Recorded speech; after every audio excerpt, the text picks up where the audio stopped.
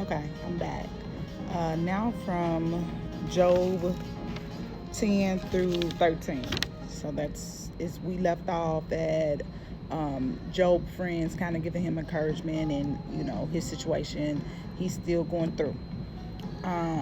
In Job 10 specifically, Job is basically pleading with God, let him know, or trying to figure out what he did to deserve this type of treatment from God. And he questions even being born. At one point he said it'd have been better if he went straight from the womb to the grave.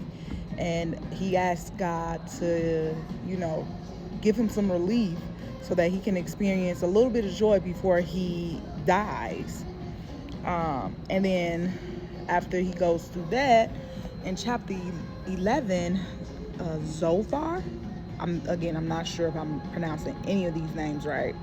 Zophar is one of Job's friends who comes to sit with him, and he speaks up and he basically tells him, wisdom has two sides. So let him know that you are not guilty, and since you are not guilty of any sins or no man has a complaint against you, stop acting like it. Like he basically is saying, get up, stop feeling sorry for yourself, go out, head held high, and act regular. Just shake it off and act regular. So Joel basically says, like, dude, it ain't that easy. And he's like, he told them, you act like this God that I'm dealing with. I'm not dealing with a man. I'm dealing with a God. First and foremost, and all these issues are coming from him. And he's like, you're acting like God tears down. What God tears down can't be rebuilt, and those he imprisoned cannot be let out. And he make fools of judges, and he also takes discernment from elders.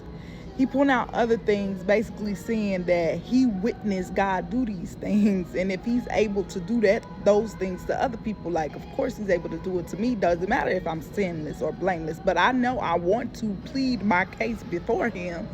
So because I am without sin, I am without fault, I want to know what's going on, because he would know if I had a sin, or he would know if I was a fault. Like, he would know. He's God, and since he knows that I don't have any of these issues, I want to go to him and talk to him for myself and basically plead myself. This is all Job talking to his friend, right?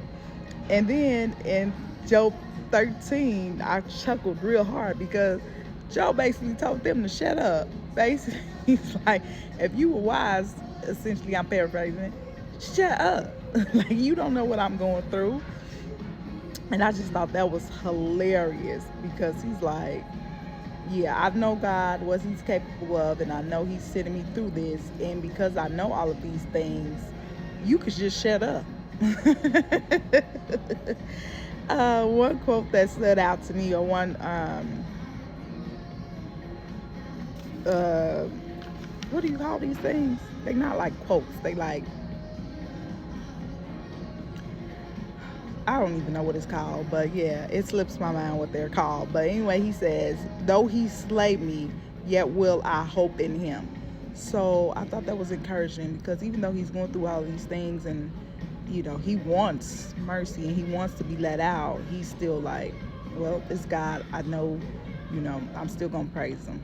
And I thought that was interesting, because a lot of people would have been like, no, but Job was like, I'm okay with it. It's God, I know it's him, and I'm not gonna speak bad against him, but he could give me a little bit of peace. Yeah, so as always, see you next time. This Bible is good to me.